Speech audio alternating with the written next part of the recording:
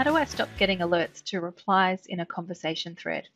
Well, let's look at a post as an example. This is in a team, and you can see here there are replies and discussion. When I go up to the top here and click on the three dots, I can choose to turn on notifications or turn them off. So you'll notice if I click turn on notifications, if I go back into that post, I can do the opposite, turn off notifications. So it depends if I want to be notified for that post. I can do that also in other tenants. So I'm going to tenant switch right now and have a look at some posts that maybe are giving me alerts in a different location.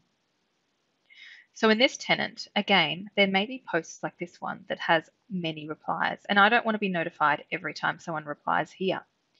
So again, I go to the post, I click on the dots and turn off the notifications.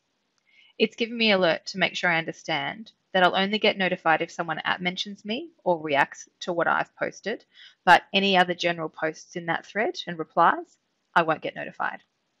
So have a think about if you're getting irritated and frustrated maybe because you're getting lots of alerts for a conversation thread. Go in and turn off the notifications so you can get some focus and peace and quiet.